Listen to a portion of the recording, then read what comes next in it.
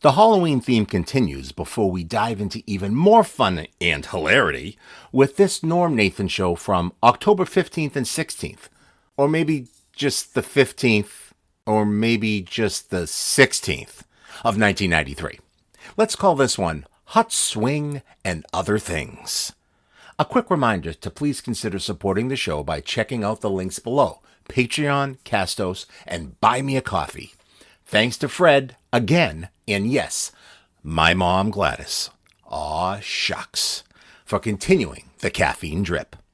Even more importantly is to continue to share this show with as many people as you can. Now, I'm not saying that because it would help revenue. It's really, and I mean this, it's because we need the silliness. We need it desperately to help keep us afloat in this drowning world. This episode begins with a Jack Harte traffic report and then on to some guests. Dave Bertolino from SpookyWorld and one of the performers, Linnea Quigley. She's a scream queen. From horror classics such as Return of the Living Dead, Nightmare Sisters, Sorority Babes in the Slimeball Bowl-O-Rama, and Hollywood Chainsaw Hookers. Then next up is Craig Ball, whose White Heat Swing Orchestra will be backing up Joel Grey at the Roxy. Now this one is a great conversation. There are callers, of course. Paul in the car, Jean from Weymouth, Norma, Jack and Milton, Mary from Maine, Greenie from Amsterdam, New York. In one of his funniest appearances, Robert from Everett. Dan in Boston, a different Robert talking about ham radio. Ed in Boston, maybe not. And Betty. We's Gots Commercials. Carolina Brown Rice, Pilgrim Healthcare, Silver City Ford, Hyundai, Coachman, Dodge, Toyota, ×2. Marazine with Linda Kern from Lahaina, Hawaii. Ringling Brothers and Barnum and Bailey Circus. Bill Marlowe for Tommy Floramos in Chelsea. ADT Home Security, voiced by Jay McQuaid. Jim Brown, couldn't quite understand, or when you listen to the commercial, it sounds like they introduce him as Gene Brown or Jim, and then it changes in the middle of the commercial. I don't know. Help me out. You tell me what he says. So I'm going to say Jim Brown of Grand Prairie, Texas, and his itchy chafing problem that was relieved by Triple Action Gold Bond medicated powder. The WBZ Afternoon News, and Rich Chocolate Ovaltine. Episode 205, Hot Swing and Other Things, shimmies its way to your ears in 3, 2, and 1. The situation on the expressway southbound by Neponset, an earlier accident there still causing some delays. Keep it in mind.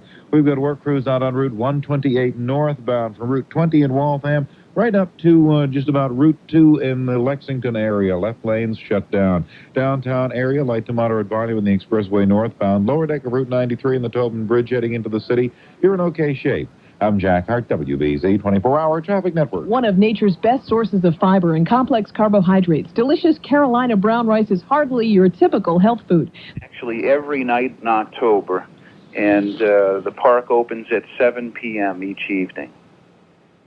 Okay, and tell us about SpookyWorld. Now, you have... Well, we bill ourselves as America's Horror Theme Park, and the centerpiece of the park is a SpookyWorld hayride tour through 22 Hollywood stage sets.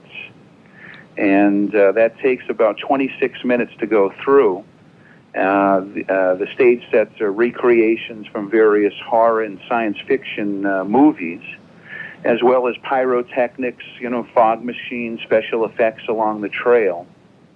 Then we have a animated haunted house, which we also have actors that are live in the haunted house that recreate scenes. And from that point, you are ushered into a museum we have moving stage sets, as well as Hollywood celebrities who meet and greet our guests each evening. Currently, we have Linnea Quigley, who's Hollywood's scream queen, appearing in many famous horror pictures. And she's on hand to meet and greet all of our guests each evening, as well as Bobby Boris Pickett. You might remember him from the Monster Mash. Yes, I do. Famous song that's sort of the national anthem for Halloween. Oh, that sounds great. It seems like a shame, though, that you're only open 1 month out of the year with all that equipment and all that stuff going for you. Yeah, it's quite an investment, but we do have literally thousands of people who come out and join us each evening, and we put on quite a production, and it's quite labor-intensive, and that's the reason why we only do it for 1 month. It takes 360 employees to operate Spooky World each evening. Okay, I remember talking with you about this last year. You haven't been in business too many years now, have you? No, this is our third season, actually. Okay, now, Bobby Pickett and Linnea Quigley, are they with you now? Actually, Linnea's right here. Would you like to say hello? Yeah, I'd love to. Okay, hold on. Thank you very, very much, David. Hi, Norm. Hi, Linnea. How are you doing? I'm doing just fine. I love the title Scream Queen. We talked with a Scream Queen. Let me check. Now, who another woman who's a Scream Queen who came into town. Brink Stevens. That's who, Brink Stevens. Do you know her? Oh, yeah, I know her. We've done a couple movies together. I kind of had a feeling you Scream Queens Yes. kind of knew each other. Yes, we do. Okay. Now, what I love is the names of the movies that you have been in. What are the names, some of the names of some of the things you've done? Okay, Return of the Living Dead, Nightmare Sisters, Night of the Demons, Sorority Babes and the Slimeball Bowl-O-Rama. I'm sorry, say that last part again. Sorority Babes in the Slimeball Bowl-O-Rama. Oh, and his orchestra. That sounds like a tune. Yeah, and his orchestra. Sounds like a tune you would dance to. Yeah, it is. It's a good dancing movie. Yeah. And Hollywood Chainsaw Hookers is really good too. Hollywood Chainsaw Hookers. Yeah, they charge an arm and a leg. Oh, please. Oh, that is the worst joke. Yeah, it's pretty bad. Heard. No, that's kind of funny. Is it fun? Is it fun for you to make movies like that? Oh yeah, it's a lot of fun. It's a lot of fun, especially if you're the one with the chainsaw. If you're the one on the other end of the chainsaw, it's not so fun. Okay, are you an incredibly attractive woman? Sure. Okay, no, because I remember when I think in order to be a Scream Queen, you have to be that. I'm kind of digressing and sounding kind of lecherous, so maybe I better get off that. Yeah, you're being a little bit too lecherous there now. I think so. Yeah, I think so. But in any event, how did you get involved in this kind of not the Spooky World? Because I want to ask you in just a minute what it is you do at Spooky World. But how you get involved in these horror movies? Well, I was a fan of horror films, and I loved being scared, and so I kind of naturally got into doing them because I really, really enjoy watching them. Okay. Do you like watching the horror films too? Yeah, I guess I do. I guess yeah, everybody likes to be scared. What do you suppose the psychology is behind that? Why do we pay money to be frightened by films, to be frightened by roller coasters, to just be frightened by a whole lot of things? I don't know. I think because it gets your endorphins going. I never thought of that. That makes sense. Oh yeah, it gets your endorphins going. So it's like you get kind of like How about this for a philosophical answer? You're alive. It's not just like that's a dip. A good one. You're alive. That's right. It's not like you're going to the office 9 to 5 every day. You just sit there and you get scared out of your wits, and so every fiber of your body is frightened, and you have fibers in your body, and it makes you feel like you're doing something or and it's a good excuse for when you're younger to hold the girl's hand or sit a little closer to her. Yeah, it's interesting you would put it that way. What about the girl holding the guy's hand, too? That sometimes does happen. I've seen a couple of people come to Spooky World where the guys were more scared than the girls. Now, what is it you do at Spooky World? I sign autographs and talk to the different people that come through. Oh, I'm sorry. You sounded like you were just on part 2, and you had about 6 more parts to go. Oh, your voice was sort of hanging up in there in the air. I thought you were going to continue. You don't scare people in a Spooky World. No, I don't scare them. They're scared enough by the time they get to me. Okay, now how long will you be there? I will be here till Thursday. Okay, so you're just here for another week then or so. Yes. Okay, then what are you going to do? You go back to Hollywood or wherever it is that you make spooky movies? Yes, then I go back to Hollywood, and I just was in Rome. I did a film there called Fatal Frames. Fatal Frames? Mm-hmm. Okay, now why was that made in Rome? Well, that's where the director that I worked with is from, and that's where he wanted to shoot the film because there's a lot of castles there and a lot of, they wanted the background of Rome. Do you work in heavy makeup that makes you look really I weird? have, yes, and I don't do that anymore because it's very, I don't like it. I get claustrophobic doing that kind of thing. You mean by having your face covered with heavy makeup and all? What was the weirdest kind of get-up you had? Oh, boy, the weirdest? Oh, one of the weirdest, Oh, yes. boy. I don't know if I can sit over the air, but in Night of the Demons, I had some fake breast type things on. Some fake breast type things? Yeah, those type of things. No, I don't know. What does that mean? Let's see. Well, they strapped some things on me, and I did a little trick with them. With fake breasts? Yes. Are these went over your own breasts, you mean? Yes. And there was some lipstick involved and all kinds of fun stuff. Would it be possible for you to describe just a little bit of what fake breasts do, or am I treading on very dangerous ground? Oh, no. They make a mold of you, and then what they do is they put the fake ones over you. And I had a trick where I become possessed, and I take a lipstick and stick it through myself. And the lipstick disappears. I see. When you're filming this kind of stuff, is it hard to keep a straight face, or do you Sometimes it is, yeah. You just want to laugh, especially when you're a demon or something and you're growling a lot. Okay. And what about, do you folks get a chance to see these movies, and do they make any comments? Yeah, I took them to Hollywood Chainsaw Hookers, and also I have a horror workout, and we filmed part of the horror workout up at my parents' house. So they had a good time. They were serving coffee to the zombies and everything. What? And what? They were serving coffee to the zombies? Mm-hmm. I see. They introduce you as, hello, this is Linnea. She is my Scream Queen daughter. Yeah. That's kind of... How old are you, by the way? May I ask that? I'm in my 30s now. Okay, I guess I said, may I ask you that? I guess you don't have to give me permission. Now, you should know better. No, the question is whether or not you would answer that. Right, well, I kind of did. What now? Are you looking for let me see, how can I phrase this? A different area of filmmaking, or... Yeah, I'm going to be having my own show in January. It's a TV show, kind of like Tales from the Crypt, but it's going to be called Linnea Quigley's Urban Legends. Oh, really? Is this going to be a cable thing, like Tales from the Crypt? Yes, And then I'm going to be doing a musical in Chicago. It's Plan 9 from Outer Space. Oh, really? Yeah. And that's going to be in March. Now, what about this cable? Will that be on HBO, the same as Tales from the Crypt? I'm not sure yet. I think so. Okay, so you're going to continue along the spooky line then for a while longer. I think so. That's kind of fun. Are you married? No, I'm not. Do you have dates with the guys who are do you intimidate guys because of what you do? I don't think so.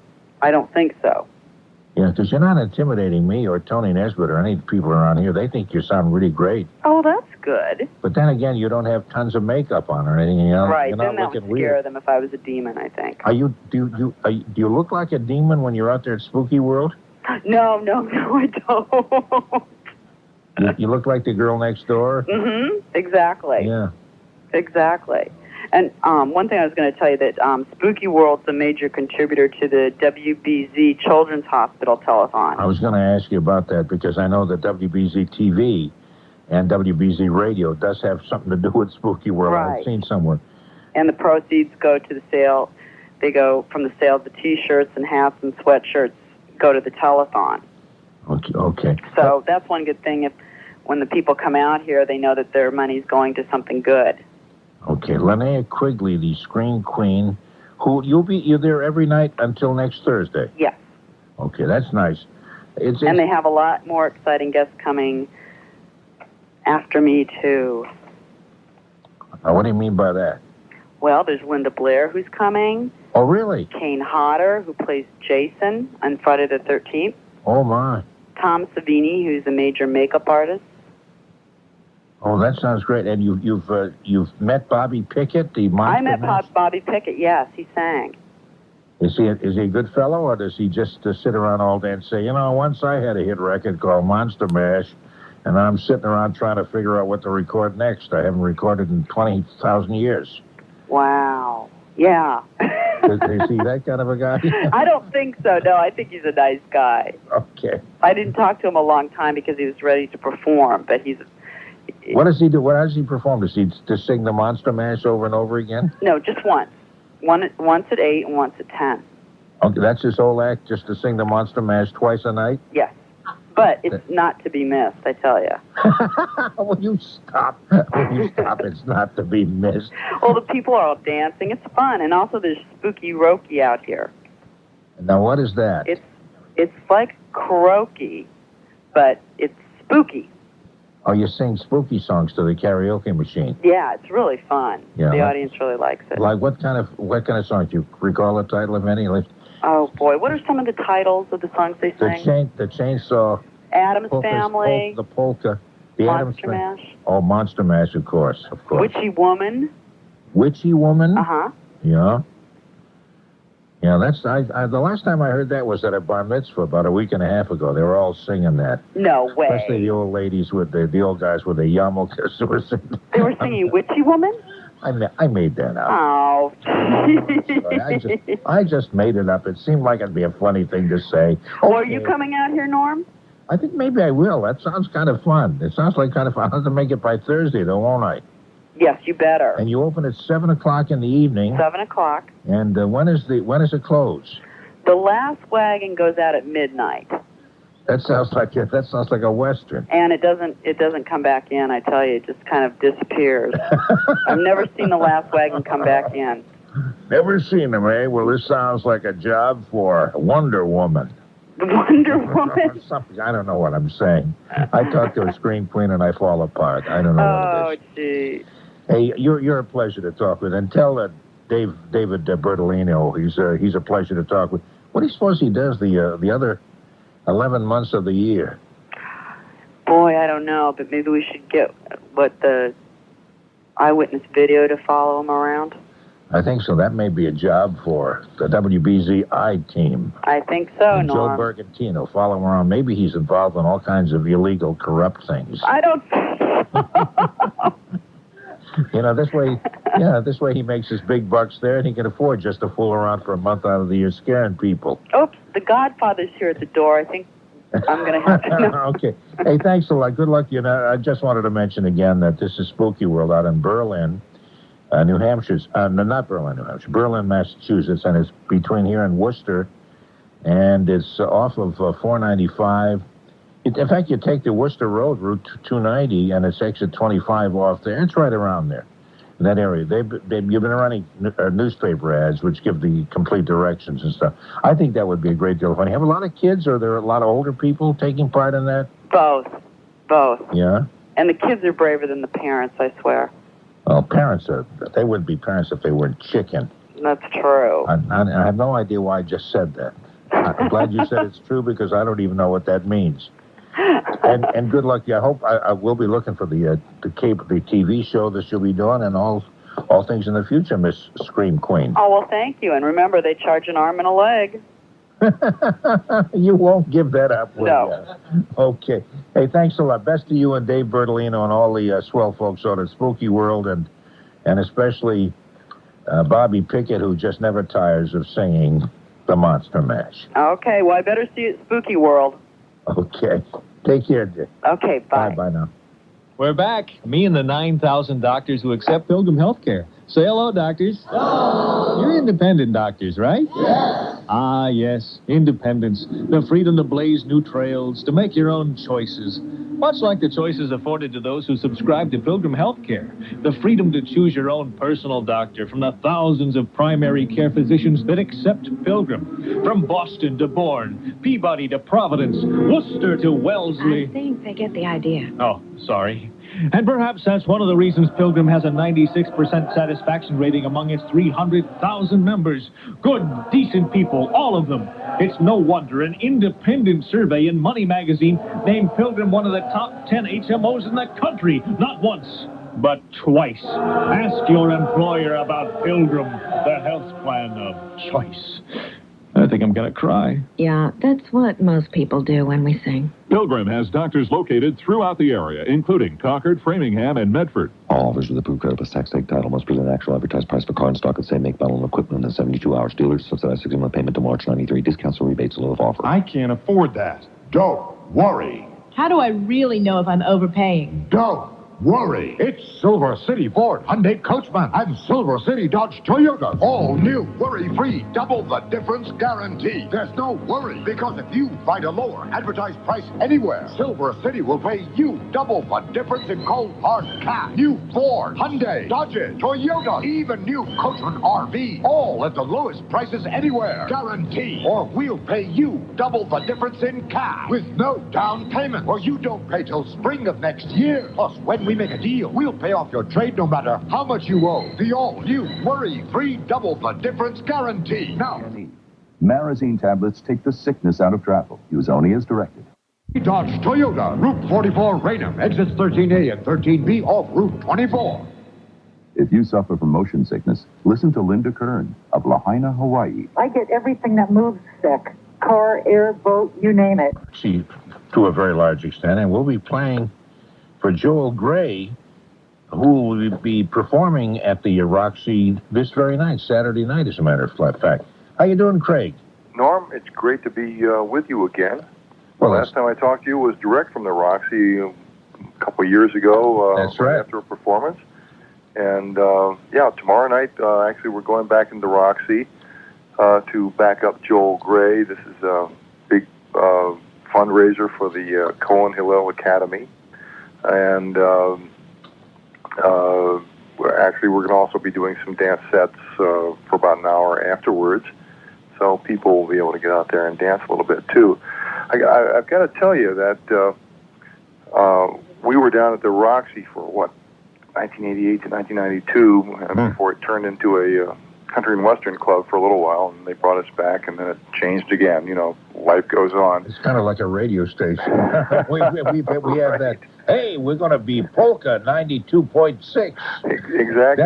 That will be its waltz time 92.6.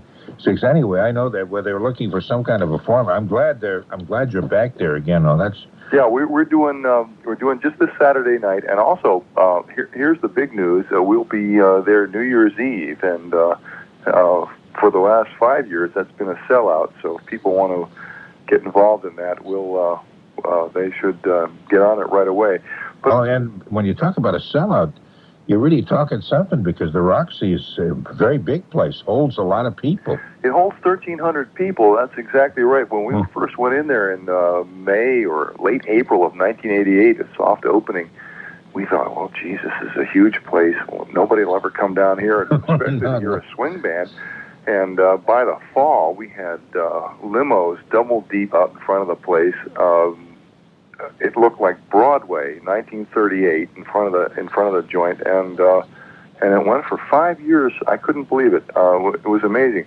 One thing though is that I used to always hang out there after the gig was over and maybe drink a glass or two of champagne and head on my way home. And driving down the Mass Pike to my perch in Harvard Square, one night in particular, I heard I listen to BZ, and so I'm listening to your show on the way home, and you played "Don't Be That Way." Oh yeah, that was actually, it was Bob Brawley. He used to use that as a theme song. Right, that's right. The Benny Goodman thing. Yeah. Yeah, it was amazing. Anytime I'm riding around in a car and I can hear some hot Benny Goodman or swing music, that just makes my day. You're such a young guy to be involved in that kind of music. That always surprises me. Well, look, we've got a huge young audience that's going for hot swing music. I mean, the main thing that I like is to, if I get a chance to, is to let loose and play some up-tempo hot stuff. We're not really a nostalgia type of operation, although we mask ourselves occasionally to play some society stuff. But we do. Let's see, we've done Boston College prom for the last couple of years, and Harvard Hasty Pudding for years. And You did the BC College prom. You're darn right. With the straight swing music. With the straight swing. Isn't that interesting? Yeah, and they went nuts. I have videotapes to prove it.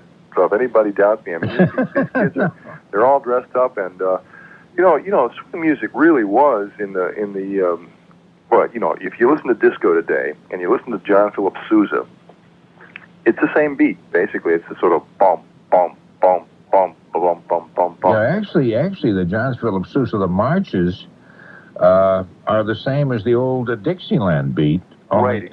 Except they're kind of syncopated. Right, but it's exactly. the same beat, is it not? I mean, you could... Well, it is. The thing about the swing stuff is that they took that bump, bump, and then they had bump, bump, bump, bump, bump. They put it 4 to the bar instead of 2. And that was sort of a unique period in American history when these, swing music was basically throwing it in the face of ballroom dancers and doing something hot, jitterbugging, and something outrageous. And these are all 15, 16, 17-year-olds that did it. And of course, Goodman had the origin of, he was sort of the guy that was the spearhead of that kind of music. And he was born in 1909, and he was probably in his late 20s when he hit with that stuff. That's amazing. Yeah, he was quite young.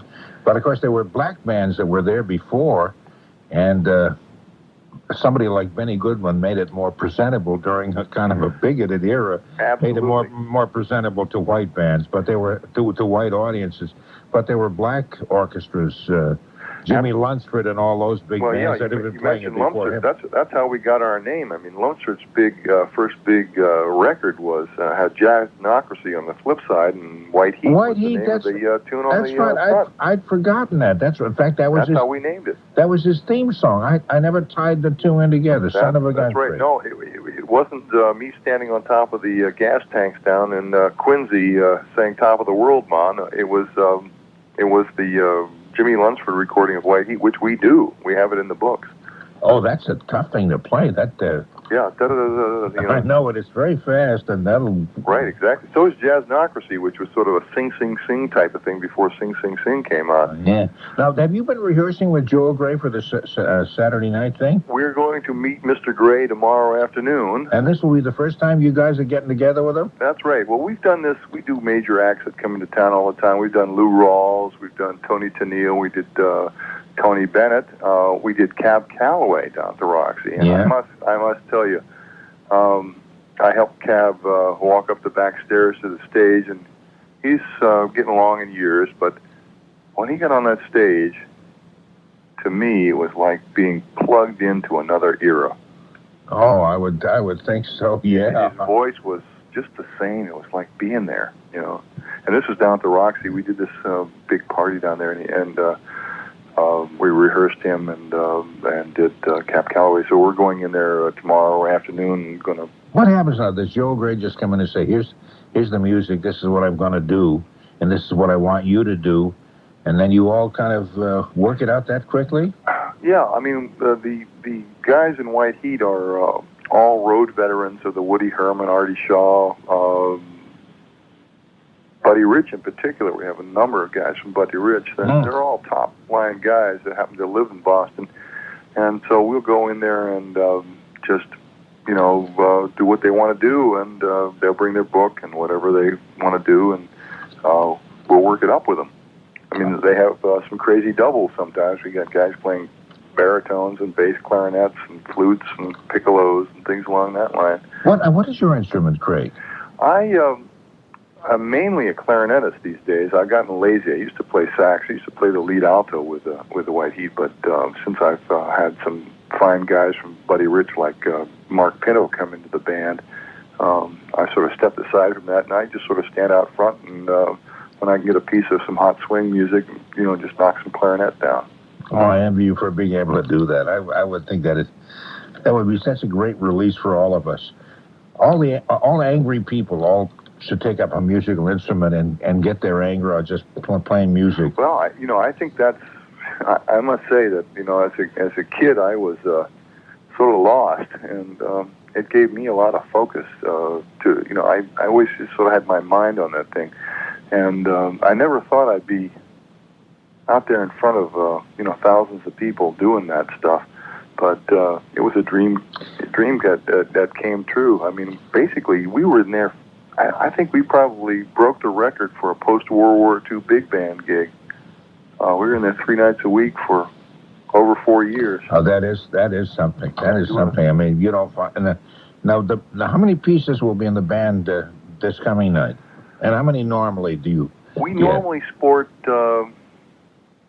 13 pieces plus me, just the exact same size as the 1938 Benny Goodman Orchestra.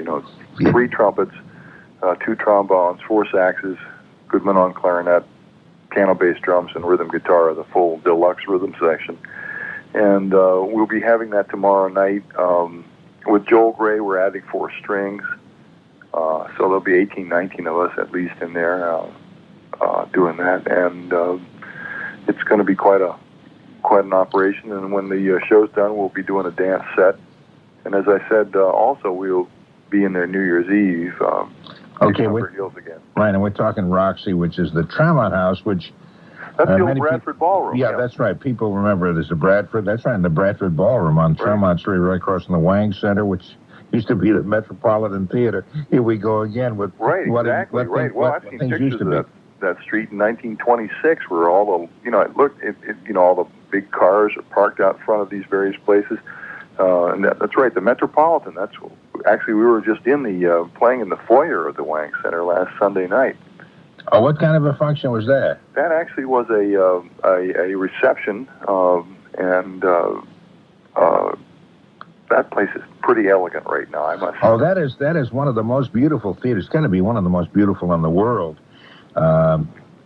It's certainly the largest theater in Boston. I think it seats 4,200 people or something. Yeah, it is the biggest. I've got to tell you, I went out to Milwaukee.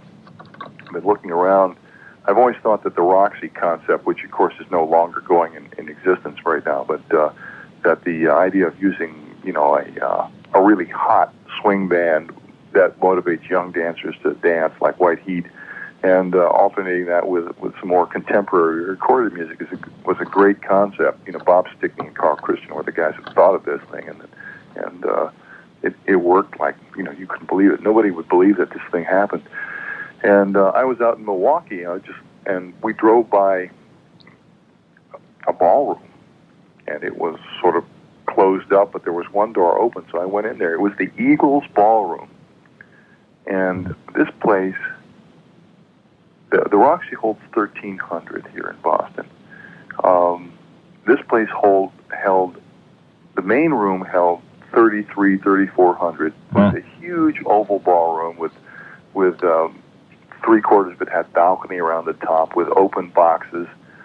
It was a gorgeous place in the process of being restored. Of course, the Roxy, was completely, redone and restored. Right, yeah. I'm thinking of some of the ballrooms. There was one in New York that must have held several thousand people. I can't think of which one that. Roseland. Roseland, probably, yeah. We do Roseland. We do loads of that Count Basie stuff from the 30s. The stuff that's sort of rhythmic. Oh, stopping at the Savoy too. That's Chick Webb kind of thing. But we do Roseland Shuffle, Shorty George, which is named after a dance step of Harlem that probably came out about 1928, 29. Amazing stuff, records and radio going on at that time. Oh, yeah. Hey, you don't have to convince me, Craig. I think that stuff is great, and I've heard your band. I just love it. Can you hold on just a second? We'll take a little break, and then maybe a couple of people like to talk with you also. Absolutely. Okay. Craig Ball of the White Heat Orchestra, 254-1030. If you'd like to talk with them, we'll be back in just a minute. Go deep in the heart of Asia to a land cloaked in mystery and legend. And there, the amazing Mongolians. See the direct descendants of the mighty Genghis Khan for the first time in America, only at Ringling Brothers and Barnum & Bailey Circus. Witness daring horsemen as they execute extraordinary feats at lightning speeds. Stare in awe as men of astonishing strength hurl cast iron weights high into the air. Become entranced as mysterious contortionists perform an ancient art that will leave you breathless. See 13 ferocious tigers, 18 clowns, 19 elephants, and a world of astonishing athletes and acrobats. tickets. The entertainment value of the year and the adventure of a lifetime for you and your family. Ringling Brothers and Barnum & Bailey Circus, the greatest show on earth. At Boston Garden, October 13th through 24th. Get tickets now at the Garden Box Office, all ticket pro outlets, or call 931-3100. When are you going to visit Tommy Floramo's restaurant? Hi, this is Bill Marlowe. The reason I ask is everyone who goes absolutely loves it, and you really don't know what you're missing if you haven't been there. Tommy Floramo's restaurant, located between Chelsea Stadium and the Mystic Mall at 213 Everett Avenue. You'll have choices like huge, meaty baby back ribs that are absolutely out of this world. They'll melt in your mouth and fall off the bone. Or the sirloin steaks with mushroom sauce and garlic butter. Or the steak pizzaiola marinara with the pasta and the salad. Why, we have sautéed pork chops with mushrooms and onions and vinegar peppers. Delicious. You've got to try Floramo's famous marinated barbecued steak tips. They have tender lamb tips, which are really medallions, and delicious pork, and the turkey tips, forget about it. Absolutely outstanding. Take my advice and visit Tommy Floramo's for that Italian seafood and barbecue. There are 213 Everett Avenue in Chelsea, the parking free. Please tell Tommy that Bill Marlowe is the man who sent you, and we love it there. Floramo's. Can you really afford the cost of a home security system? You'll need at least 2 exterior door protectors, an interior motion sensor, an interior sounder to help scare away the burglar, and a keypad to control everything. That could cost $395. But not when you call ADT. It's all just $195 installed, plus a monthly monitoring fee as low as $19.95. Call 1-800-982-3100 now and save $50 on annual monitoring. A one-time telephone connection required. ADT electronically monitors your home 24 hours a day. If anyone attempts to break in, emergency operators can notify the police. Call now for a free security review. There's no obligation. ADT has been guarding homes and businesses for over 100 years. Get this $300 value for just $195 and save $50 on annual monitoring. The offer ends soon. Call 1-800-982-3100 now. That's 1-800-982-3100. Craig Ball of the White Heat Orchestra on the line with us, performing at the Roxy and then other places as well, and we'll be backing up Joel Gray, who puts on a one-man song and dance show at the Roxy on Saturday night, this very night, October 16th. That's right. Starting at 7:30, and then there'll be dancing and all that kind of stuff after Joel. Joel Gray's kind of another guy who's interesting also. I say another guy because you're interesting too, and doing the old-fashioned song and dance. There aren't too many people who do the kind of thing he does, and he does it so well. Little thin guy, and of course the father of Jennifer Gray, who was in Dirty Dancing among other movies, and also the son of Mickey Katz, who had an orchestra very similar to Spike Jones' band, except Mickey Katz was more doing spoofs on Yiddish songs. He comes from an interesting family, and I'll be at the Roxy myself, and it'd be kind of fun to see how he performs. Anyway, there are a couple of people on the line who'd like to talk with you, including this fellow who's in his car right now. Paul? Yes. Hey, you're on the line with Craig Ball. Well, one of the things that Craig didn't tell you is that he's also, prior to his swing tendencies, a lover of the traditional jazz scene, and I periodically find myself in the honor of his presence when I hire him. I'm a buddy of his from years ago, and I'm just getting back from a gig, and I thought I'd call in and let him know that I had just been thinking about him this evening. Paul Monett, yeah. Great cornetist. Oh, yeah, lovely. Yeah. Isn't that interesting? Actually, I'm going to be playing with you, Paul, let's see, October 22nd, somewhere. Next Friday, up in my home country here in Littleton. That's right, yeah, I'm looking forward to that. Matter of fact, I'm trying to pick a read out right now. Oh, you're wonderful. Make sure you put it in some alcohol. Well, that's no problem, Paul. Well, look, I just wanted to let everybody know that I knew you wouldn't espouse on your own abilities, but Craig is one of those few types that can switch off almost immediately from different styles, and there is a difference between swing and traditional jazz, and he has a group that he worked and started with another gentleman in Boston named Dave McMillan called the Dixie Cookbook, and it's a Dixieland style of music which is different. Craig will tell you a little more about it, and he's probably the finest Dixieland clarinet player, too. I hope you don't mind me saying that, Craig. Oh, no, I consider that a great honor. That's my roots. Well, that's great. I thank Norma. I appreciate you taking the call. I'm just on my way out, and I heard you guys talking, and wanted to say hello. Glad you called, Paul. Thanks a lot. Good luck with Joel tomorrow, Craig. Thanks a lot. Enjoy. Looking forward to seeing you. Bye-bye now. Bye-bye. Hey, bye. Let's take a call. Isn't that funny?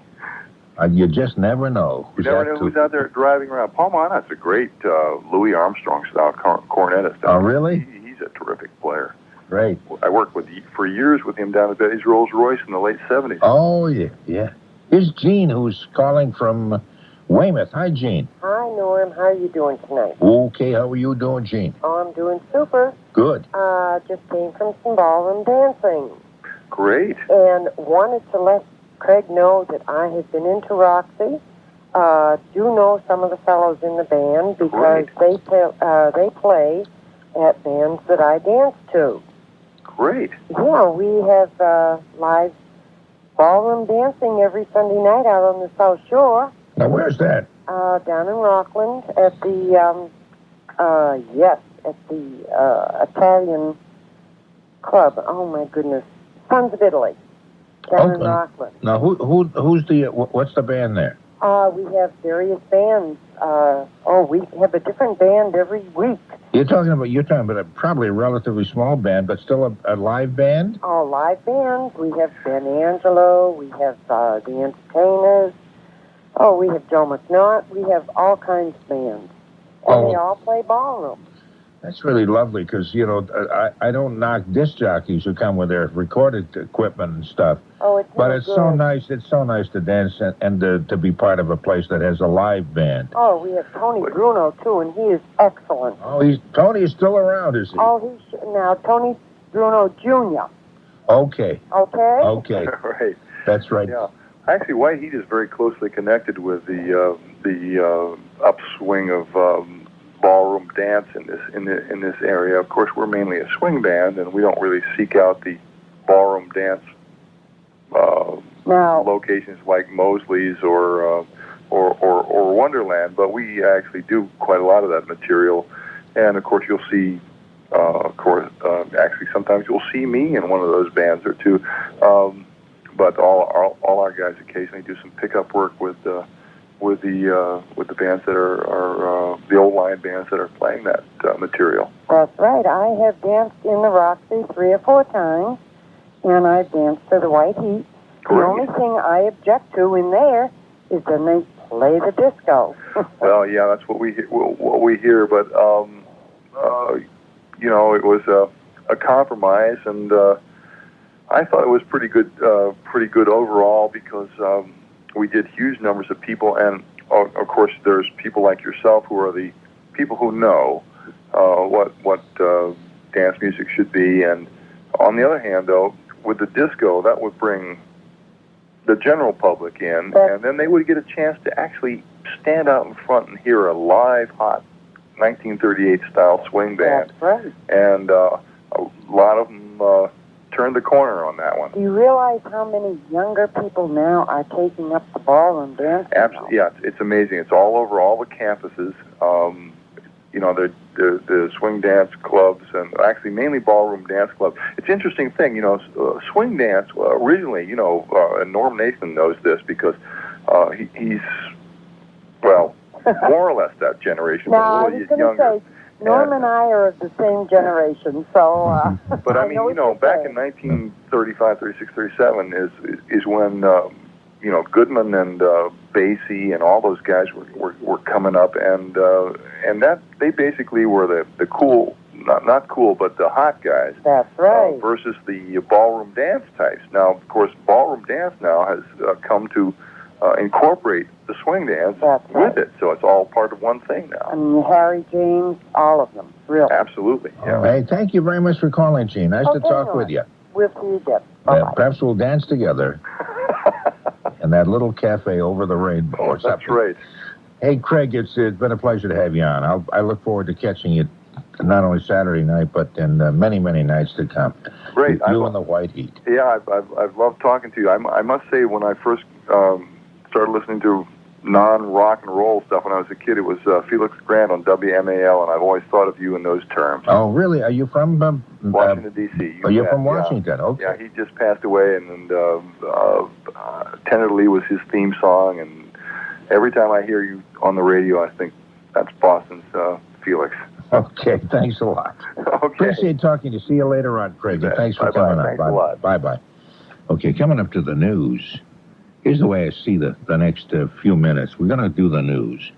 Then we're going to come back and take some more phone calls on any topic you'd like. Just, just keep it light, but whatever you'd like. 254-1030. When the music stops, it's time to switch over to WBZ for a check of the latest news. When you're in your car, program a button to News Radio 1030. Norm. Okay, and I'm probably the only broadcaster in the history of radio since it began who actually gets on the end and admits my age. I think you're 2 years older than me. How old are you, babe?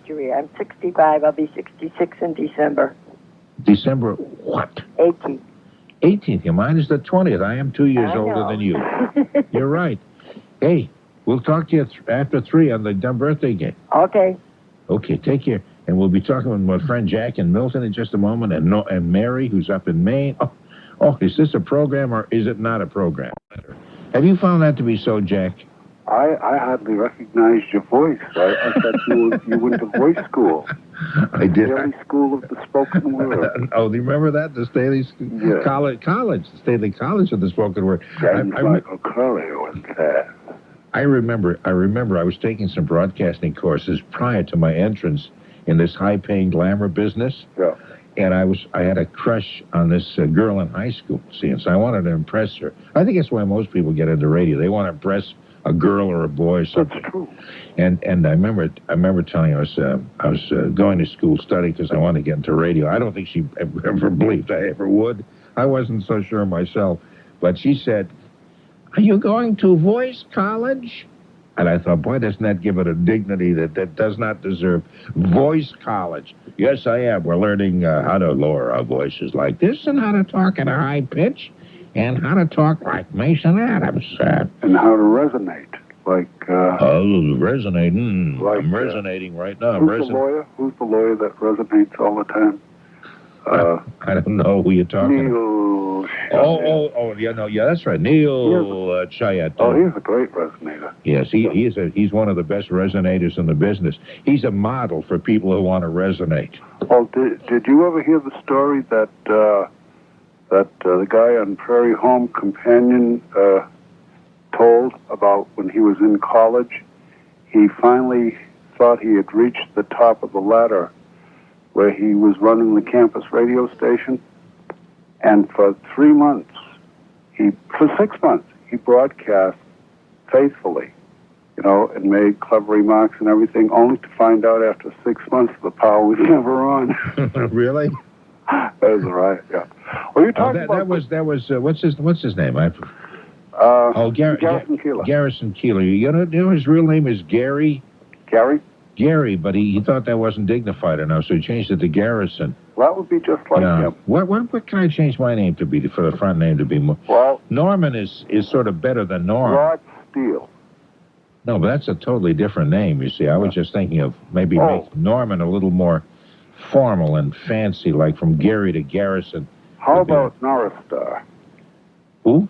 Norris Star. Norrister would be good. Yeah. Norris Star... Wakely, Norrister Chambers Wakely the Third.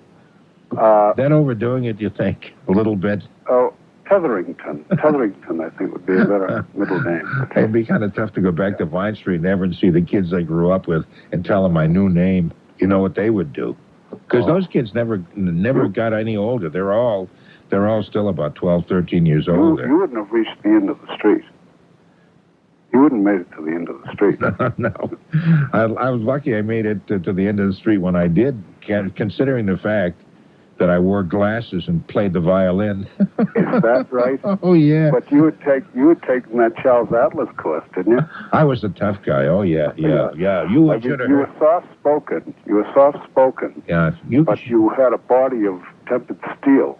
That's right. That's right. Under that thick black head of curly hair and those horn-rimmed glasses. X-ray specs that were, you know. There resided a very dangerous individual. Oh, I was dangerous, They yeah. soon learned that. Oh, By yeah. the way, we're talking about ghost stories Yeah, we were. I do recall we were talking earlier about that. tonight. And Yeah. there's a We were tape- also talking about meatball sandwiches. Can you tie that in? No, I have a good ghost story for if you want to hear it. Okay. This is... Do you mind if Tony Nesbitt listens in too? Oh, he can. Yeah, sure. How you doing, Jack? But, hi, Jack. I mean, Tony. I'm looking in the mirror here. Let's see. But see, I do this. I look in the mirror when I'm on the telephone to improve my telephone personality. Some people do that here, too. Facial expressions. I do that too, and it's just a reflection of my love. And when I smoked, I tried to... Holloway, Well, he yes. does the story of Albert and the lion, Albert coming back from the zoo after he was regurgitated, and there was a third story that he did about Albert going to the Tower of London and seeing the ghosts. And if you want to hear part of it, it's funny. But if you don't, it's all right. But if the whole of it is not funny. It is funny. Oh, the whole thing. Okay. Now, can it be summed up in, you know, like while we're still on the air before we go off at 5 or whatever? Oh, it would take about 5 minutes. 5 minutes? Yeah, that'd be cool. That's kind of long, you know. Could you sum it up maybe in about a minute or so? What do you think?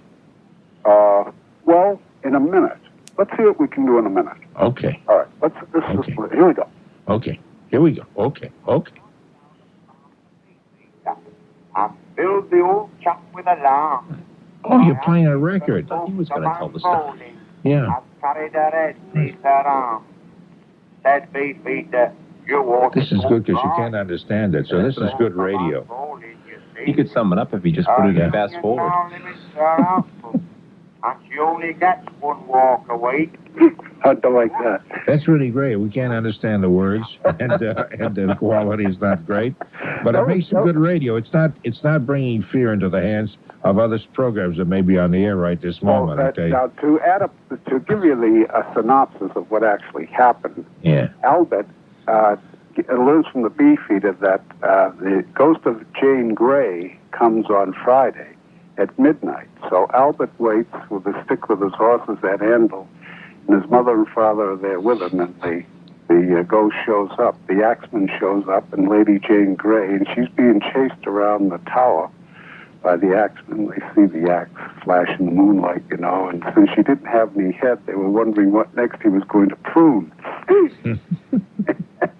So anyway, when the axeman catches sight of Albert, he comes after Albert, but Albert had this sandwich of cold dripping toast and hit the ghost right in the face with the wet side down, and the ghost disappeared with a scream of despair. And they figure that since the ghost had been a beefeater, he fled from shame because it was pork.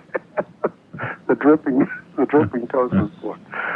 But it was a funny story. It was really a funny story. And Stanley Holloway, of course, he's a funny, when you get used to his voice.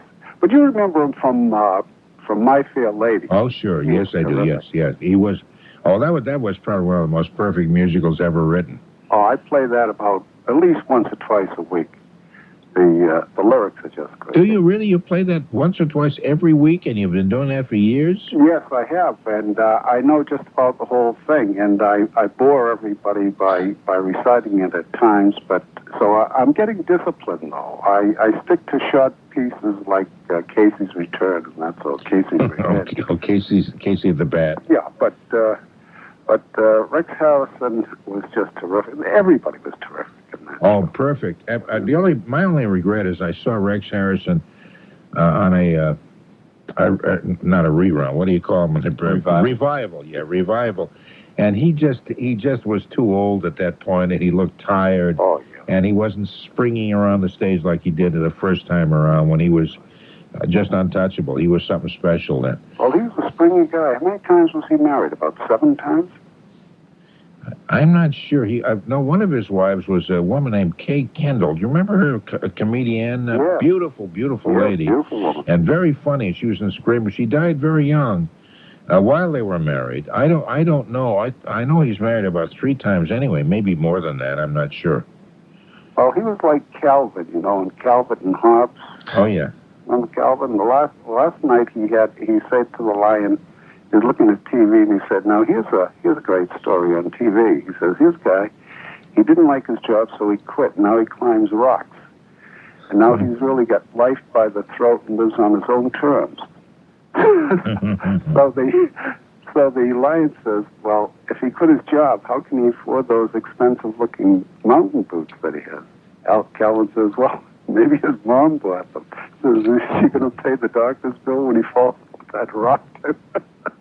Jack, you have one of the strangest senses of humor anybody I've ever met. But that one struck me funny. I'll let you go before I really wreck your whole program. Okay, Jack. Thanks a lot. Good night. Bye-bye now. Let's go to Mary, who's up in Maine. Hi, Mary. Hi, Norm. Long time since I've talked with you. It has been a long time. Let me check your records here.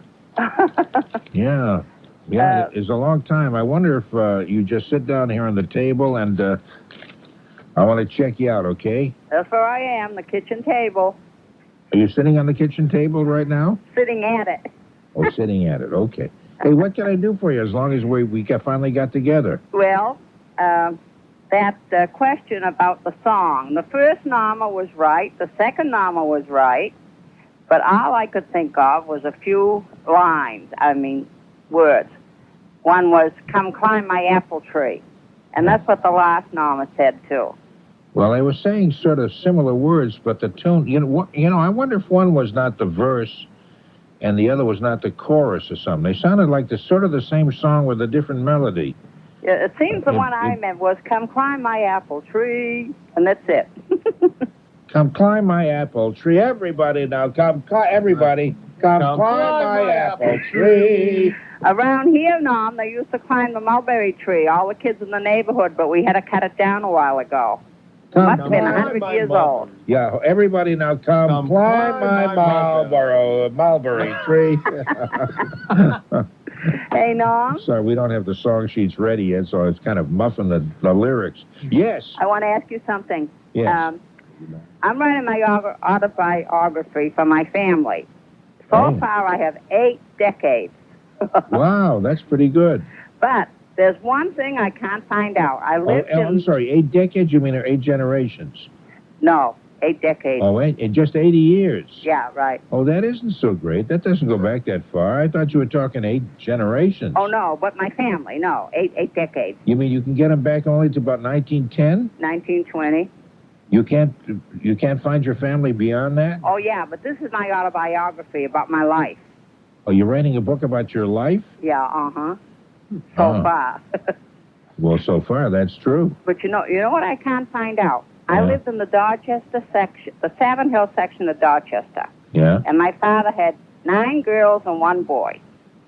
And once in a while, on Saturdays, he'd take a couple of girls to the ice cream parlor. And the minute you went in there, you smelt this sweet, fruity fragrance. And I can't find out what it was. Would you know? Well, you're too young to know, but somebody might know. I used to go to we had an ice cream parlor where I grew up. You did? And we called it that, too, the ice cream parlor. You're talking about the wire-back chairs? Yeah, the white wire chairs. And the marble countertops? Yes. And they would serve the Sunday, the Sundays or anything.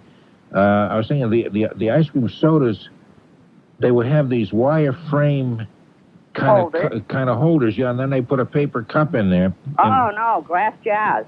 Glass. Oh, glass. Okay, glass in there, and then the soda would go in there, right. And they'd spritz all kind. Oh, the smell I think was from the different syrups and things. It wasn't any one smell. I think it was the chocolate syrup and the strawberry syrup. And, yeah, but see, all that. Not of the ice cream, Norm, but the minute you entered the store. Well, no, but you'd smell because they've been spritzing all that stuff all day. Oh, and that's it? That's what you'd smell. Sure, the syrups and all the wonderful concoctions, sure. Oh, well, I thought guess if you went into a fruit store, right away you smell the pomegranates. Uh-huh. Oh, I remember them. I made that up. You know when I think you, Norm, you don't get mad when I say this. No, I think if you're walking down the street in Everett with a big, well, it would be a small violin case, right? And the knickers and the glasses and a cap, right? And a cap? Yeah. Yeah, I guess that was me, yeah. And I look just so darn adorable, you would have loved me. Oh, I got your picture. When you first came on, you said pictures were available. And I sent for one. Okay. And we still have the same pictures. We never took another one. I like them just so darn much. Well, no, the reason I haven't called, I've had to sleep downstairs because of an illness a couple of years ago. Oh. And there's no plugs in that room, and I don't have a radio unless I have 5 extension cords. And I've used a transistor radio, but it wears out overnight. You have no electrical outlets in a room in your house? Yeah. Where is that room? Is it a dungeon down underneath this basement? Lit by torches. No, it's on the first floor. This is a house that's 100 years old. And they're all ceiling lights. All they had in those days was ceiling lights. Oh, I see. But I'm going to have some put in because I miss listening to you guys. Well, I appreciate that. Or you can pick up a battery-operated radio. Oh, yeah, I could. Yeah. Hey, there's an idea. You don't think 6 extension cords are too many? Well, you can get one they come in various lengths. You can get one long one. Yeah, 12 feet. No, they're longer than 12 feet. No. Could I ask you, is Bob Raleigh still on? Yes, he is. He still is on. On what do you mean? Exactly on what? You mean on drugs or what? No. What is it? Midnight to 5? Yes, he is. He's on. He's on when I take my time off. He fills in the rest of the time. No, it's the other way around. Oh, that's right. I forgot. Well, he's been on 13 years, hasn't he? See, I called him when my son, I've got the son that's blind, disabled. Yes. And I called him. He was, around that time he came on, 1980. And I'm still in this old house, 9 rooms with just 2 of us, rattling around in it. Yeah. It's no fun living with an old lady, even if it's your mother. What if it's your wife? Oh, that might be all right. Oh, that might be all right. Okay. Okay. Mary, nice to talk with you, and I hope you'll get those outlets put in soon. Yeah, I will. Because you might want to toast some bread or do something down there that requires electricity. In the kitchen I have a couple, but I don't like to come out here. It's freezing out here. We almost had a fire a year ago. So you don't have the outlets and you don't have any heat there. The fireman told me to get rid of my wood stove that was 2 inches from the wall. Yeah. So I did. Well, good. Get rid of the wall. That's right. Yeah, just knock the whole house down. I think you ought to begin from scratch. I got to get going, Mary, because we have news coming up. Yeah, bye. Oh, she really ended it even faster than I wanted her to. Okay, we'll come up to news, and then not only come up to news, but we'll have the news, and then we'll be back after. We'll take some more calls. 254-1030, area code 617. Stick around, Tony, because I may want to put Robert from Everett on, but I don't want to talk to him. It's 2 o'clock, WBZ Boston. He's the talk of the town, lift you up when you're down. Norma Nathan on WBZ in Boston. Here's Norm. Okay, thank you very much. We'll run through the lottery numbers in a little bit. Let's take some phone calls first. 254-1030. Greenie, is that your name, Greenie, in New York State? It sure is. Oh, it's a lady, Greenie. Oh. Where are you from, Greenie? Amsterdam. Oh, Amsterdam. That's where we've talked before, have we? Oh, not? yes, we have a couple of times. That's right. I remember that, yes. On that song there, what you said about one being the verse and one being the chorus.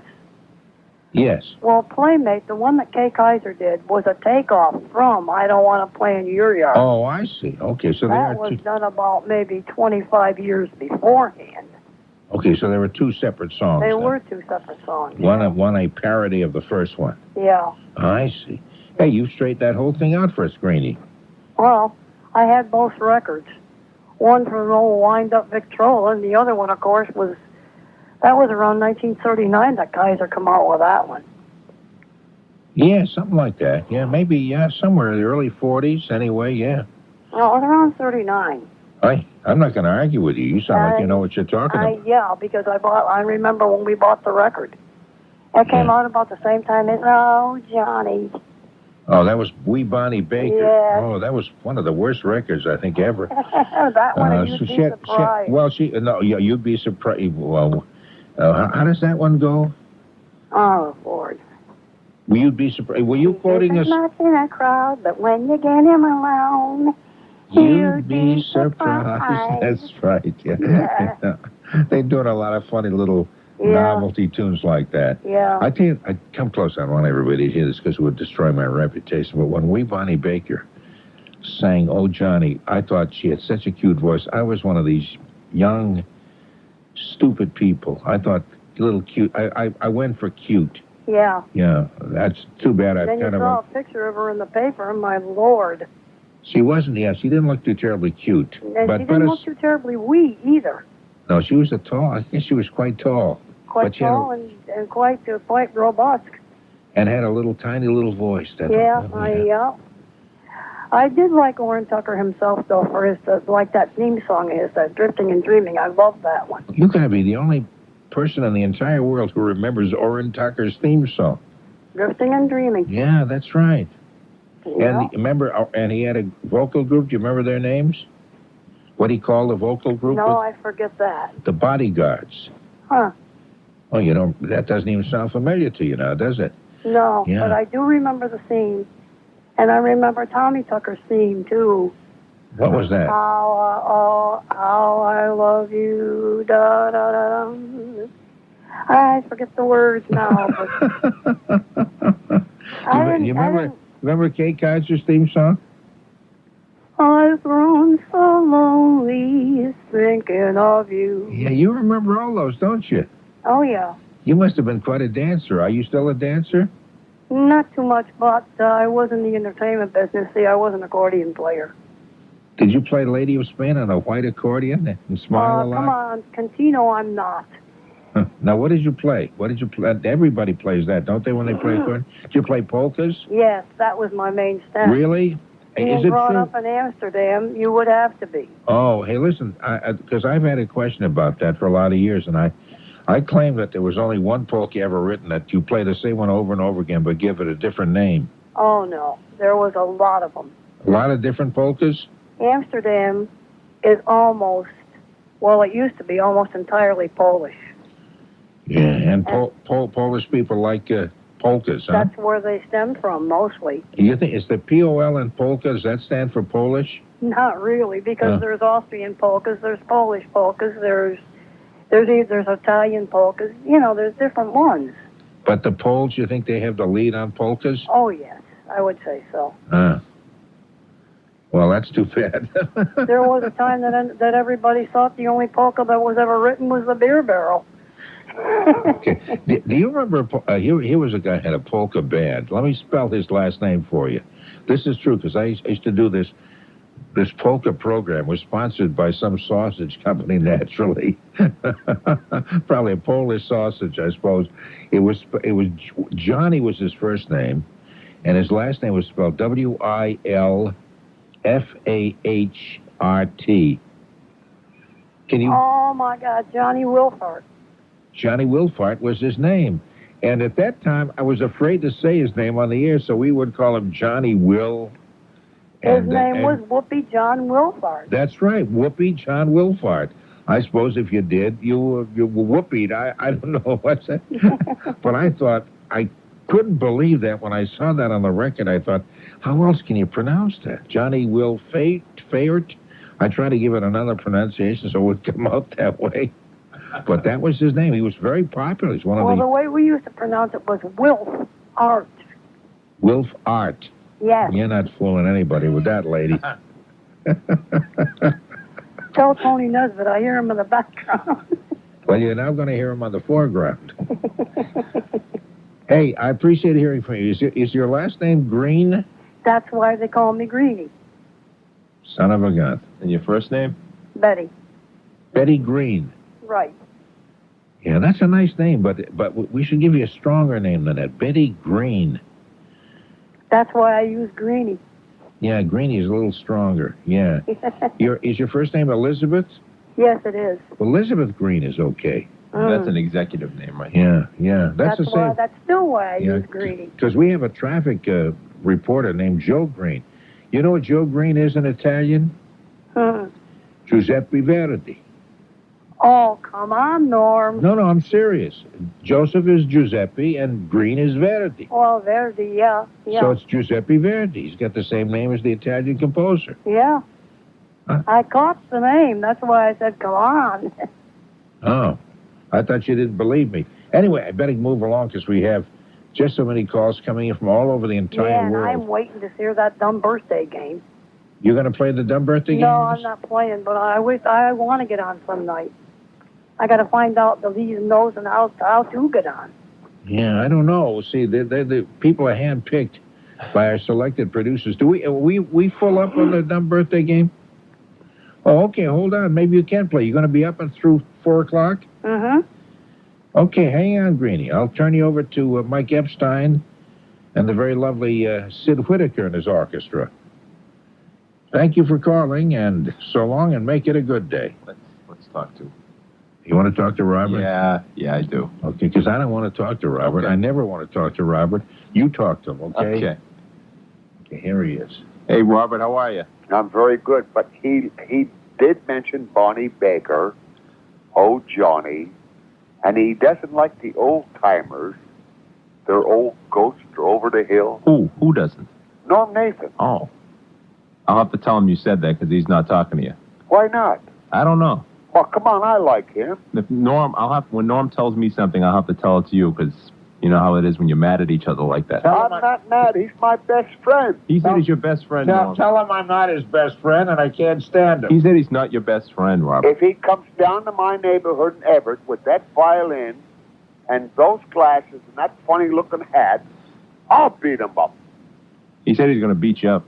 Tell him I accept the challenge. Come on, you're bigger than I am. Wait a minute, I'm the guy in the middle here. He accepts your challenge. No, I wouldn't hurt him. I love that man so much. He makes my day.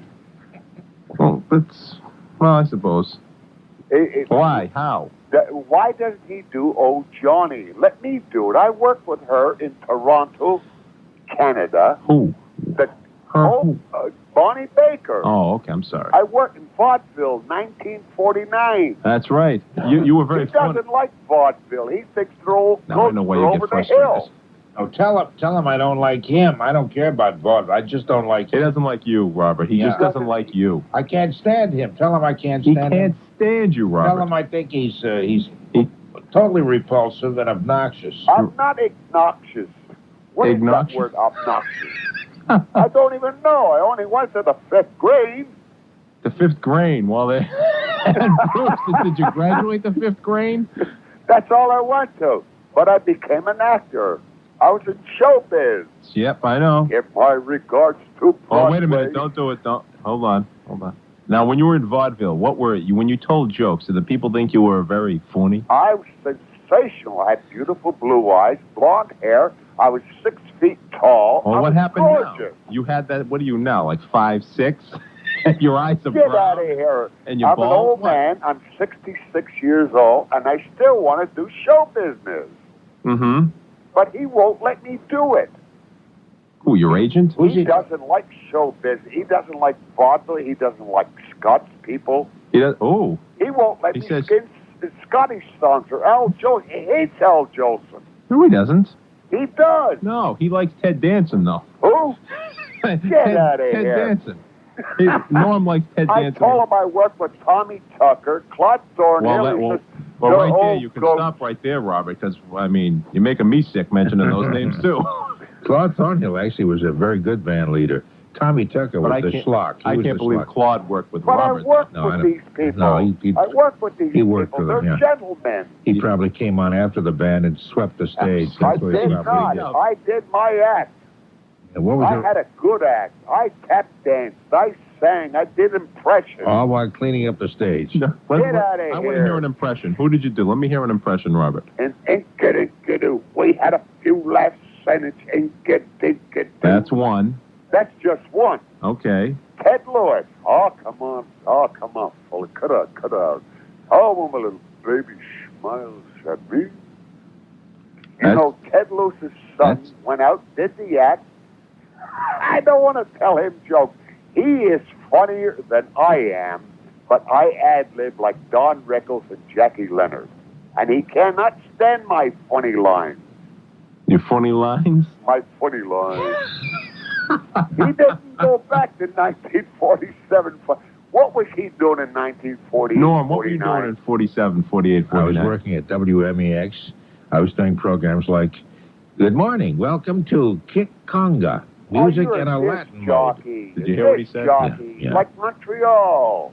That's where I heard. They played a record? Sometimes I said, 78? It's 10 o'clock, it's waltz time. Time for music in three-quarter time. Did this guy have an illustrious career or Well, what, this was a Robert? I mean, career. you got to admit it.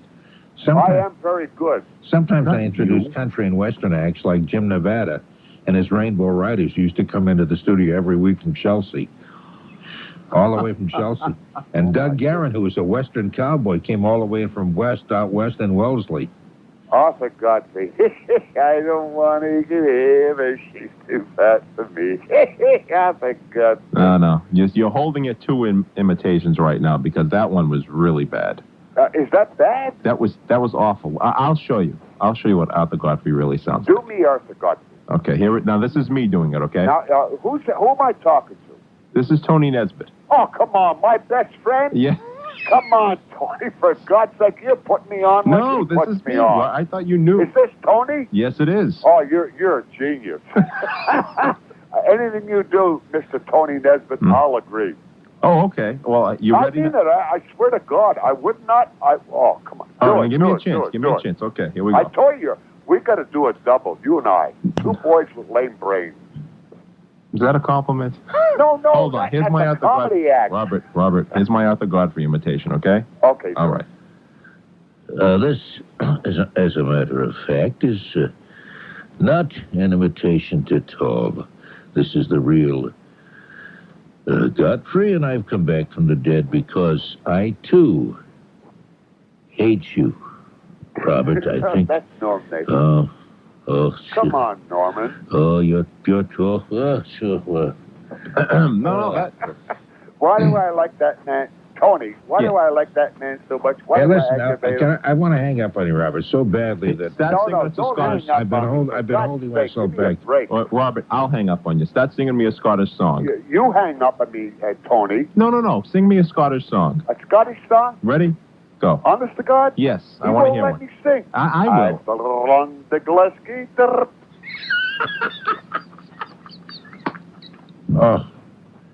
Oh, I've got to lie down.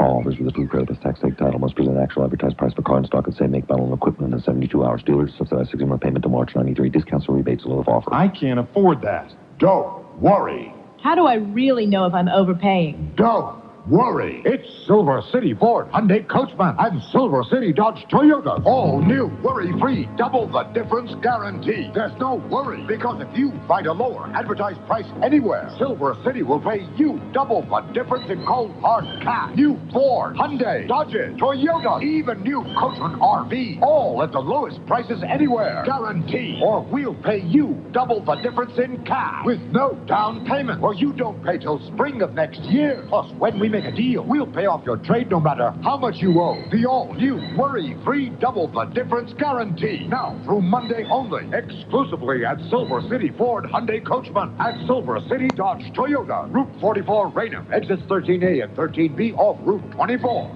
Jim Brown of Grand Prairie, Texas, is telling us about his itchy chafing problem. There was itching and irritation, and perspired quite heavily and caused a uncomfortable chafing. But Jim Brown got relief using triple action Gold Bond medicated powder. Actually, relief came the first time I used it, and it does have a cooling feel, kind of like you stepped into a breeze. Gold Bond's triple action is like 3 great powders in one. It has the absorbing action of powder, the medicating action of a proven itch fighter, and the drying action of zinc oxide. That's triple action Gold Bond. You're more comfortable, you feel better, and have a better outlook, really, on everything.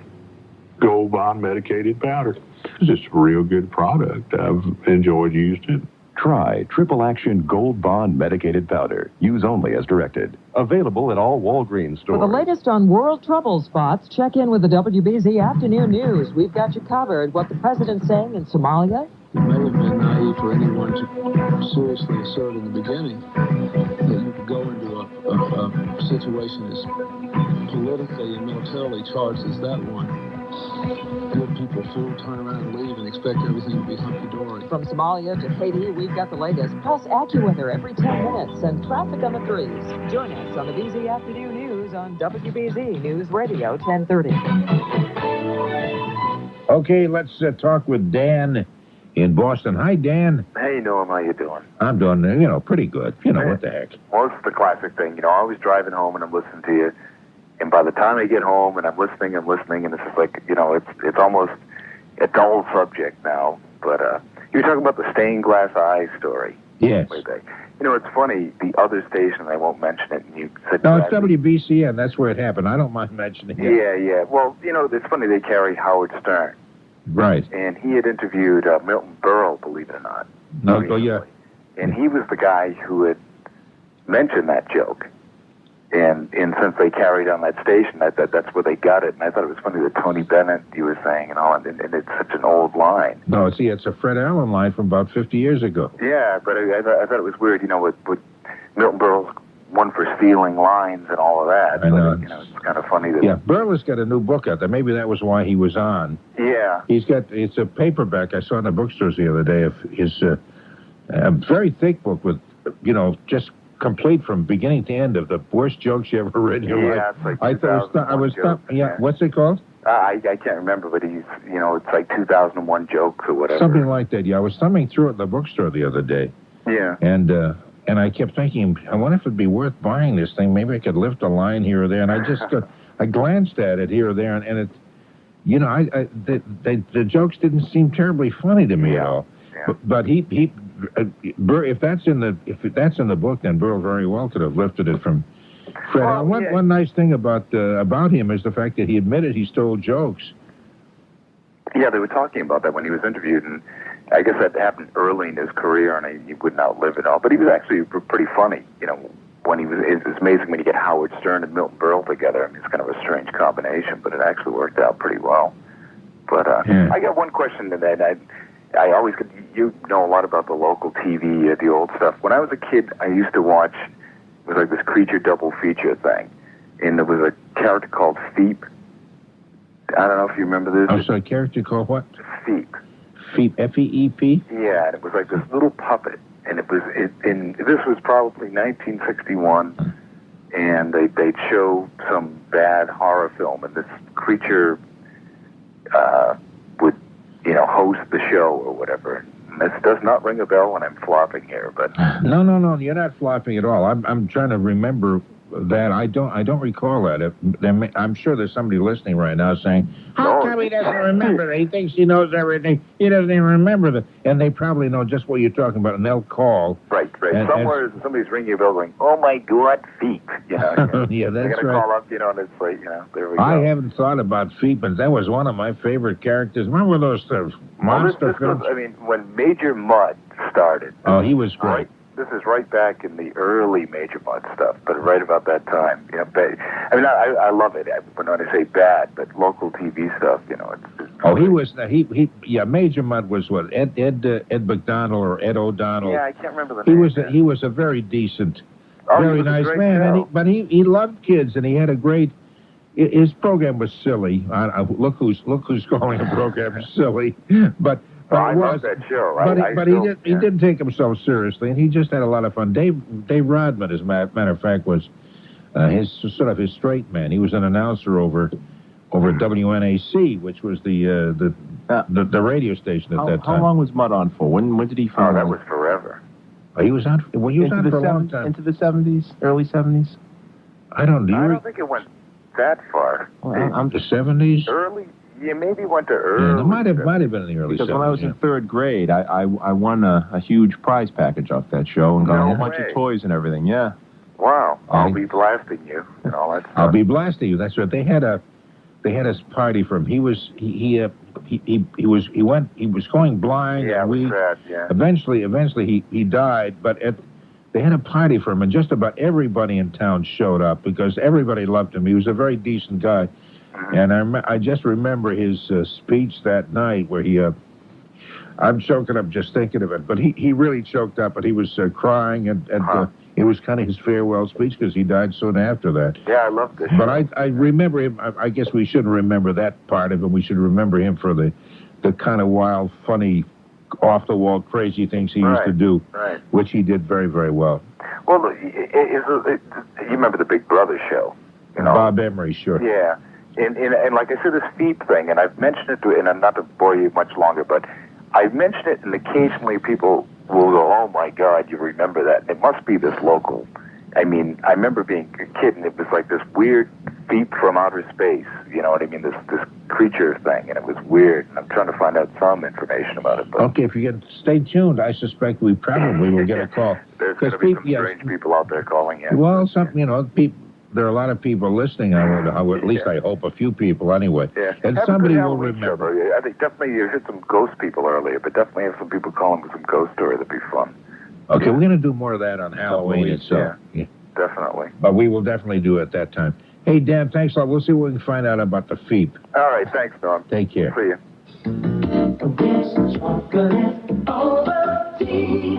Rich chocolate Ovaltine. When my mom said I should drink rich chocolate Ovaltine because it was good for me, I knew what that meant.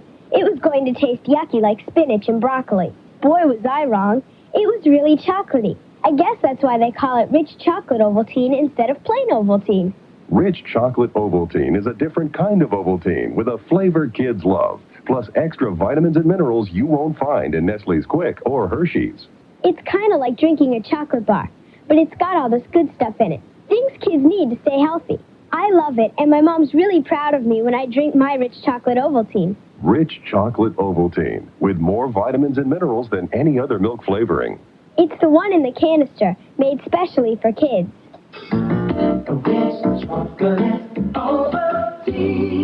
Rich chocolate Ovaltine. Extra delicious, extra nutritious. Available in the nutrition section of Walgreens. Okay, we'll take a break for the news, and then we'll take some more phone calls, and we will be playing the much-heralded Dumb Birthday game in about a half hour or so, right after the 3 o'clock news. And just hope you'll stay tuned with us throughout the night because we have so many surprises and so many wonderful things as soon as I think of them. KMK. Right. N1 KMK. How do you translate that into words? Kilo mark kilo. Oh, kilo mark kilo. Yeah, because a friend of mine used to be W1 OMP. We'd say W1 Old Man's Paradise. And are there any YLs? Well, actually, I have one. I have phonetics for my call. You have what?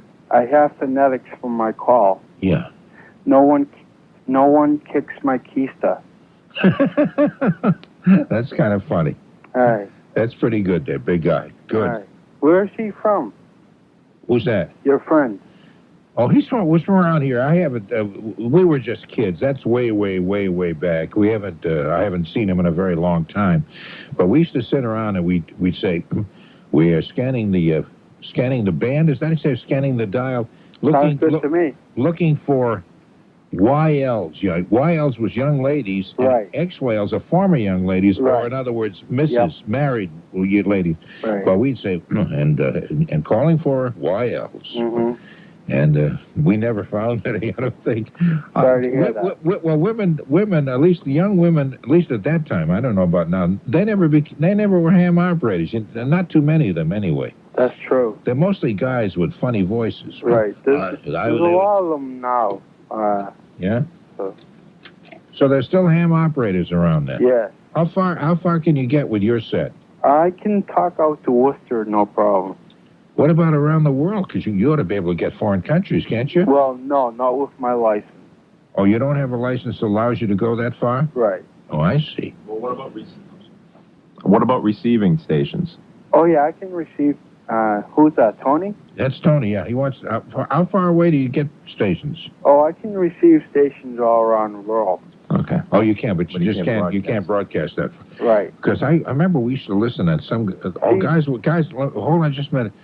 Guys would come on and say, "This is WOMP. I just bought a Cellar Dicer ham friends thing, And I hooked it up to my oxidizing Hinterton line, and I'm getting good reception now. That doesn't even sound right, but... No, it doesn't. I'm making up the names because I don't know the technical names for things.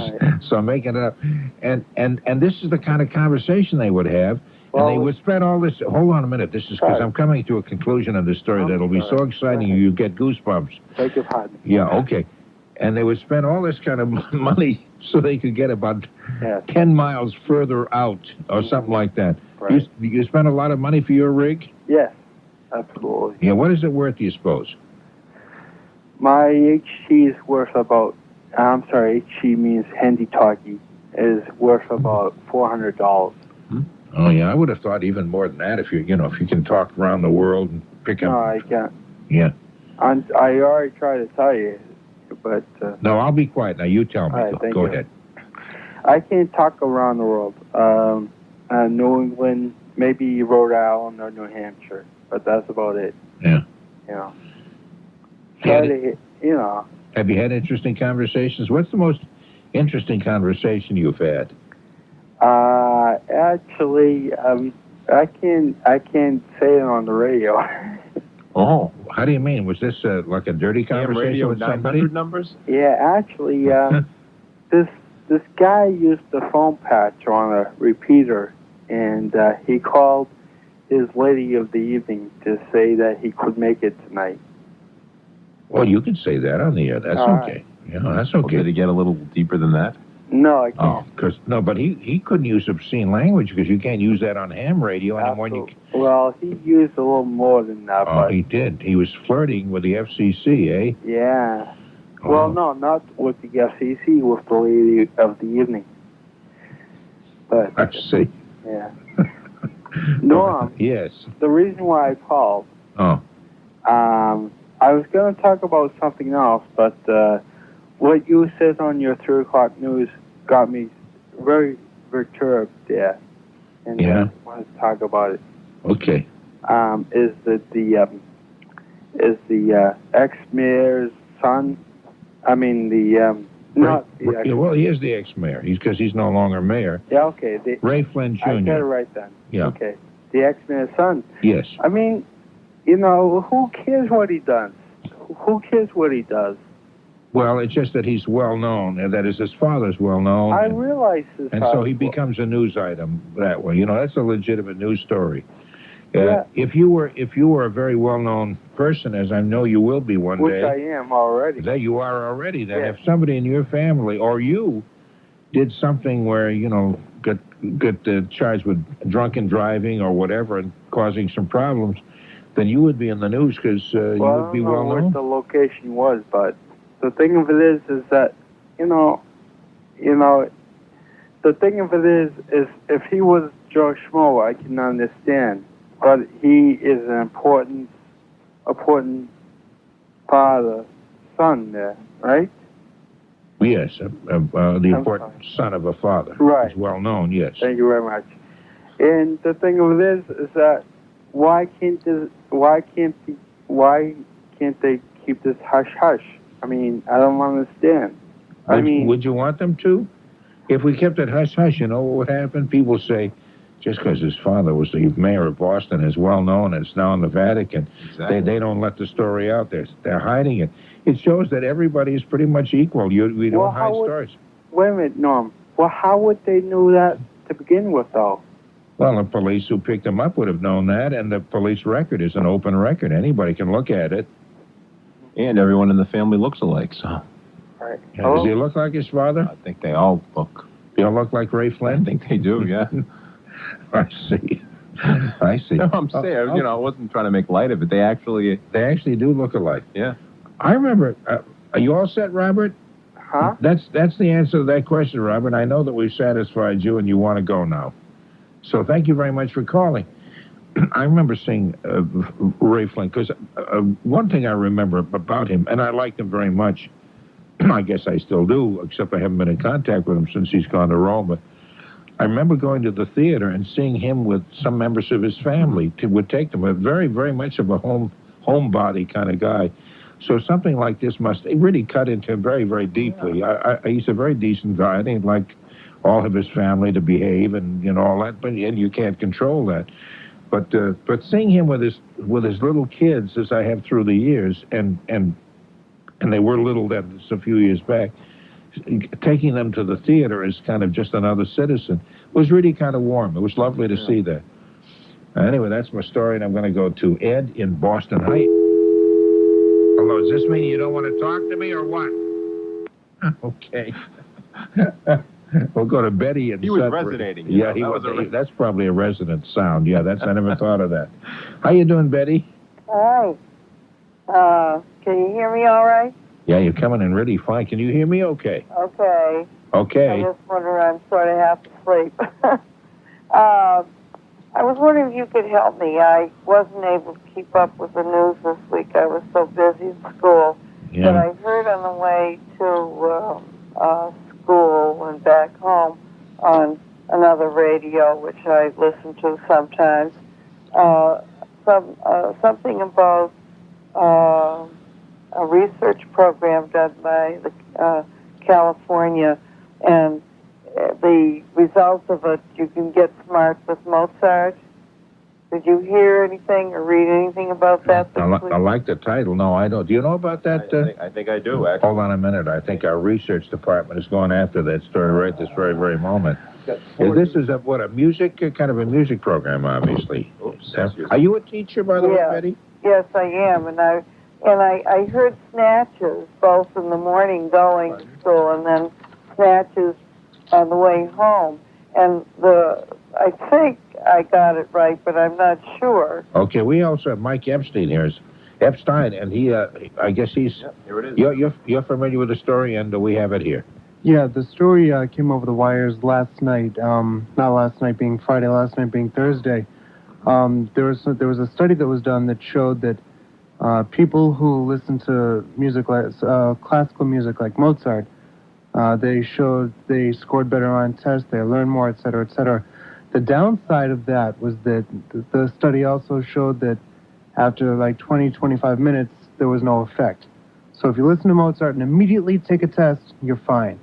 But if you don't, then there's absolutely no difference whatsoever. Oh, that's interesting. It mentions here students did better on a test of reasoning after they listened to just 10 minutes of a Mozart piano sonata. D major. Unfortunately, the effect was obliterated if they listened to something afterwards. Yeah. Okay. But wasn't there several control groups comparison like? Oh yeah. Like that they did even better than those that were in total silence, which surprised me. Absolutely, you're right. And that the kids that listened to rock tapes really were at the bottom. Is there some kind of thing against rock music? What? Is that right? Is that... No, that's absolutely right. That's right, and too. then those who listened to relaxation tapes fell asleep during the exam. Right. People who listen to audio tapes of the ocean or of birds chirping failed miserably. They failed miserably. I was thinking more of the like the elevator type music. Oh, Muzak. A Muzak kind of stuff. No, and it was, the piece was a two-piano concerto by Mozart in D major. But what I was wondering was, did you see this in print anywhere, or was it just over the airwaves? I would like to get, what was the real, something in black and white. Yeah, if you take a look in the Boston Herald, I believe it's, we have it right here. It's Thursday's edition, this past Thursday, October. Thursday's edition. Yes. Okay. There's a listing of it there. I'm still laughing at that call from Robert. Norm and I in sync, he and I just making eye contact to set up the Godfrey impression. Really cheered me up after a hard month. I hope that and the rest of the episode did the same for you. Looking forward to seeing you all next week. These longer episodes provide so many fun credits. So, without further delay, closing the vault and leaving this world a little sillier than we found it. For, deep breath now, Dave Bertolino, SpookyWorld, Linnea Quigley, Scream Queens, Return of the Living Dead, Nightmare Sisters, Sorority Babes, and the Slimeball Bowl-O-Rama, Hollywood Chainsaw Hookers, Feeling Lecherous, Breast Molds, Linnea Quigley's Horror Workout and Urban Legends, Enjoying Coffee with a Zombie, Bobby Boris Pickett, The Monster Mash, Spooky Roki, The Chainsaw Polka, The Last Wagon at Midnight, Joe Bergantino and the WBZI team, Charging an Arm and a Leg, Carolina Brown Rice, Pilgrim Healthcare, Silver City Ford, Hyundai, Coachman, Dodge, Toyota, Marazine, Linda Kern, Ringling Brothers and Barnum and Bailey Circus, Bill Marlowe, Floramos, ADT Home Security, Jay McQuaid, Itchy, Chafing Problems, Triple Action Gold Bond Medicated Powder, the WBZ Afternoon News, Ovaltine, Craig Ball and the White Heat Swing Orchestra, the Cohen Hillel Academy, Polka 92.6,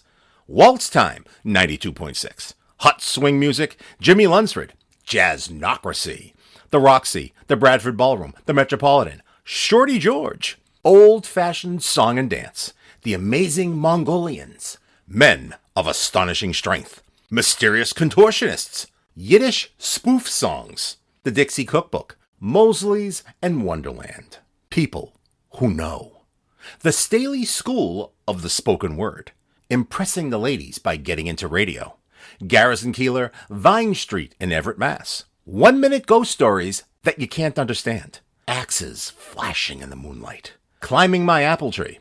Smelling sweet, fruity fragrances. Ice cream parlors. Orrin Tucker's theme song, Drifting and Dreaming. The Bodyguards. Whoopee! John Wolfhard. Giuseppe Verdi. Bonnie Baker. Vaudeville. Illustrious radio careers. Jim Nevada and his Rainbow Riders. Stepping into a Breeze. Stained Glass Eyes.